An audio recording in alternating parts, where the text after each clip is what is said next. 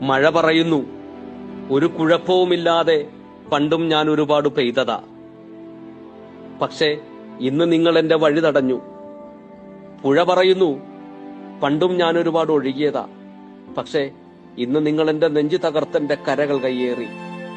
ഭൂമി പറയുന്നു, പണ്ടു ഞാൻ ഒരുപാട് വെള്ളം കുടിച്ചതാ. പക്ഷേ ഇന്ന് നിങ്ങൾ എന്റെ വായിൽ കോൺക്രീറ്റ് ഇട്ടടച്ചു. ഞാൻ വെള്ളം ശേഖരിക്കുന്ന പാടവും കുളങ്ങളും നിങ്ങൾ മണ്ണിട്ട് നികത്തി. മല പറയുന്നു, പണ്ട് ഞാൻ പേമാരിയിൽ അനങ്ങാതെ ഉറച്ചു നിന്നതാ. പക്ഷേ ഇന്ന് നിങ്ങൾ എന്റെ കാലുകൾ മുറിച്ചെടുത്തു. അതുകൊണ്ടാണ് എനിക്ക് പിടിച്ചു നിൽക്കാൻ കഴിയാതെ ഉരുൾപൊട്ടലിൽ വീഴുന്നത്.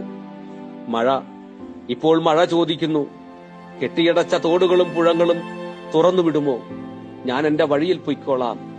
പുഴ ചോദിക്കുന്നു, എന്റെ കരകളിലെ കയ്യേറ്റങ്ങൾ ഒഴിഞ്ഞു തരുമോ? ഞാൻ എന്റെ വഴിയിൽ പൊയ്ക്കോളാം. ഭൂമിയും ചോദിക്കുന്നു, ഞാൻ വെള്ളം ശേഖരിച്ചിരുന്ന പാടവും കുളങ്ങളും തിരിച്ചു തരുമോ? മലയും ചോദിക്കുന്നു, ഇനിയെങ്കിലും എന്റെ കാല് വെട്ടുന്നത് നിർത്തുമോ? ഞാൻ ഒരു കാലിലെങ്കിലും പിടിച്ചു നിന്നോളാം. നമ്മൾ മനുഷ്യർ പ്രകൃതിയുടെ ഉടമകളല്ല, കാവൽക്കാർ മാത്രമാണെന്ന് തിരിച്ചറിയുക. അല്ലാത്ത പക്ഷം പ്രകൃതി എന്താണെന്ന് നമ്മെ പഠിപ്പിക്കും. പഠിപ്പിക്കാത്തവർക്ക് തുടർച്ചയായി 2ാം വർഷവും ഈ ഓർമ്മപ്പെടുത്തൽ മാത്രമാണ് ഈ കാലവർഷം. സി മുരുകൻ കാട്ടാക്കടയുടെ ഒരു കവിത ഓർമ്മ വരുന്നു. പകയുണ്ടു ഭൂമിക്ക് പുഴകൾക്കു മലകൾക്ക്, പുക തിന്ന പകലിനും ദേശമുണ്ട്.